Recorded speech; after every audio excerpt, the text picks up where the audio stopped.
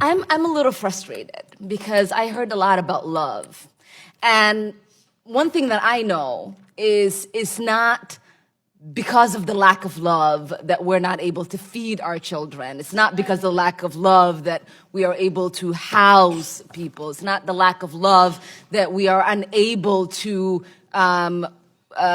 save people from dying because they don't have health care. It's not because of lack of love that you were able to finish college because you got help with childcare. Love has nothing to do with this. And if you want to bring love into this, you got to bring radical love. Because radical love means that we radically love every single person within our communities to make sure that we are providing for them the basic rights as humans. That's what love is.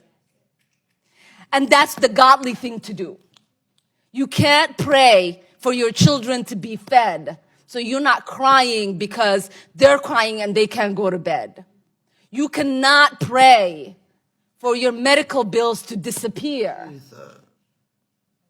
You cannot pray for the mold to stop poisoning your children in the classrooms.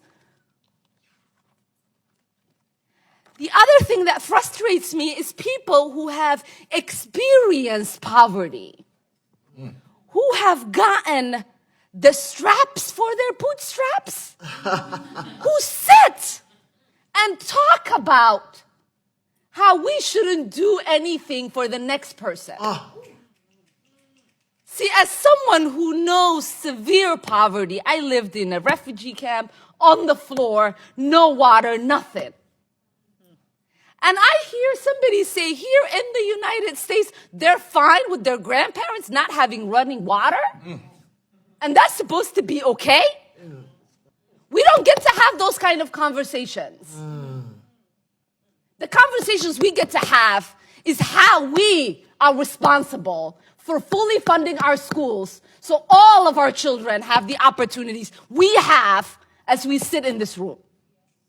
We get to talk about the kind of opportunities we have as government to make sure healthcare is provided to everybody so that we don't have people dying in the United States because they can't afford insulin.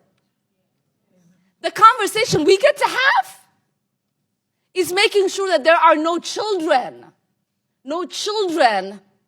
going to sleep hungry or being shamed in classrooms and in lunchrooms because their families don't have enough money to pay for their lunch. The conversation we get to have about the kind of poverty we have in this country is the kind of poverty that says it is okay for us to take photo pictures with veterans and be okay with the fact that they're sleeping on the streets here in the United States. So as an immigrant, as someone who came to this country, hearing about American exceptionalism and prosperity, I am appalled that we get to sit here and have conversations as Americans about being the most charitable country in the world and not being charitable enough to house our homeless, feed our children, care for our veterans.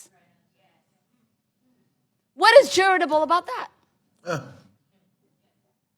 So I ask you, the kind of systematic barriers that exist in prosperity, that's the conversation we should be having.